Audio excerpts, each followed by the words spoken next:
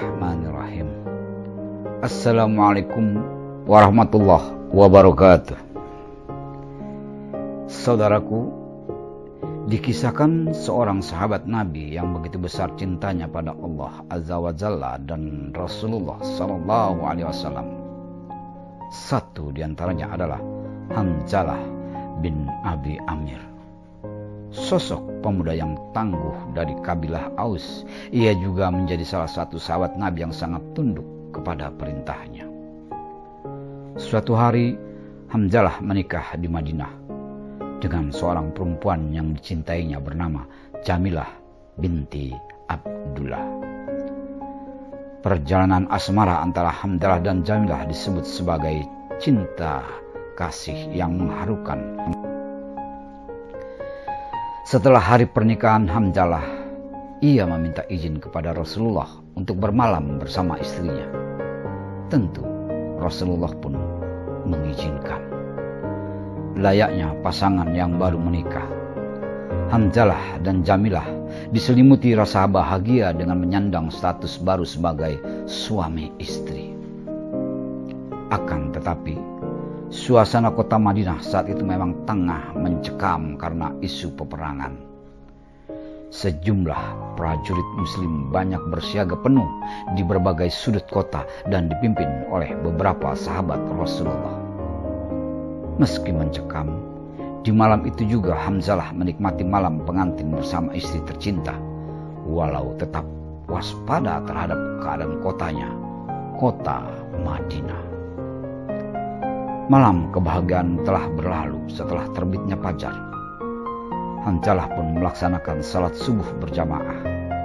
Namun ia segera kembali ke pelukan istrinya, melanjutkan malam indah kebersamaan dengan istri tercintanya.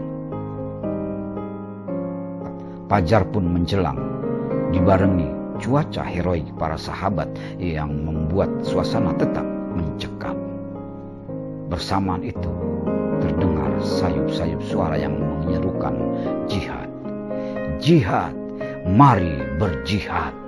Seruan sebagai petanda dari Rasulullah untuk memerintahkan jihad berperang, menegakkan syiar kebenaran. Hamzalah bangkit dari pelukan seorang istri, lalu bergegas menyiapkan diri memenuhi panggilan Rasulullah untuk berperang.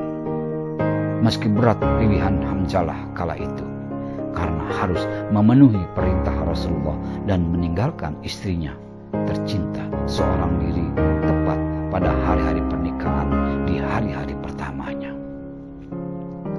Namun, karena keteguhan hati dan pendiriannya, serta kepatuhannya kepada Rasulullah dan agama, ia pun bergegas memenuhi panggilan perang tersebut. Begitupun dengan istrinya yang solehah itu, Jamilah sangat mendukung suaminya untuk ikut berperang karena rasa cinta kepada Allah juga lebih tinggi dari segalanya. Subhanallah. Jamilah hanya bisa memeluk dan menatap Hamzalah sebagai tanda perpisahannya. Berat rasa melepas kepergian sang suami untuk berjihad melawan kejoliman kaum Quraisy pada perang tersebut. Sebuah pedang disematkan Jamilah di sisi Hamzalah sebagai alat berperang. Dicium tangan suaminya dengan keteguhan doa keselamatan, menyerahkan sepenuhnya jiwa dan raga suaminya kepada Allah Subhanahu wa Ta'ala. Hamzalah berangkat penuh semangat, walau sesungguhnya dia belumlah sempat melaksanakan mandi junub.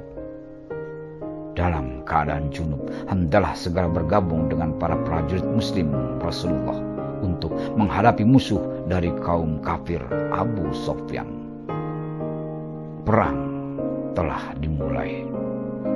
Pedang beradu pedang, busur melepas anak panah yang saling terbang.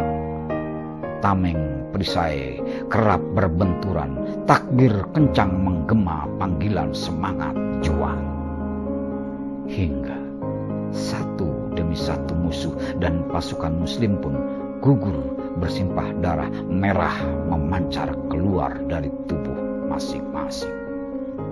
Perang terus berlangsung, bertempur menambah gugur, dan akhirnya pada saat itu prajurit muslim mampu mengalahkan musuh, memukul mundur, tak lagi bertempur. Namun, tanpa diketahui dan perhitungan cermat, dalam posisi lengah akhirnya kawanan muslim kembali diserang dari belakang. Saat itu, Hanzalah dihantam pedang dan belati kaum kafir Quraisy dari belakang. Dilempari anak panah serta tombak yang menghunus membabi buta. Setelah menghantam dari belakang, pasukan musuh pun kembali meninggalkan medan tempur dengan keangkuhan dan rasa senang. Tubuh Hanzalah tersungkur lemah, bersimpah darah, terbujur layu dan gugur. Setelah peperangan usai, Rasul mulai mencari tahu satu persatu prajurit muslim yang gugur dalam perang tersebut. Tidak berselang lama Rasulullah melihat jasad Hanzalah dalam keadaan bersih dari bercak darah. Bahkan rambutnya pun basah, layak seorang yang telah mandi membersihkan diri, padahal kondisi lokasi peperangan amatlah gersang, tanpa air dan tanpa tetesan hujan. Semua yang melihat takjub, namun sahabat Nabi memberitahu bahwa Hanzalah baru saja menikah dan ia dalam keadaan junub. Nabi pun mengatakan, "Ya, aku melihat dia telah dimandikan oleh para malaikat di antara langit dan bumi." Hanzalah meninggal dengan status syahid, dimuliakan oleh para malaikat karena keteguhan membela Islam, hingga Rasul pun melihat bahwa Hanzalah telah dimandikan malaikat. Sejak saat itu, Rasulullah menjuluki Hanzalah tidak sekedar mujahid, melainkan mendapat sebutan Ghasilul Malaikah, yaitu orang yang disucikan makhluk Allah, yakni para malaikat. Kabar meninggalnya Hanzalah sampai pada Jamilah yang tengah menanti kepulangan suaminya usai berperang.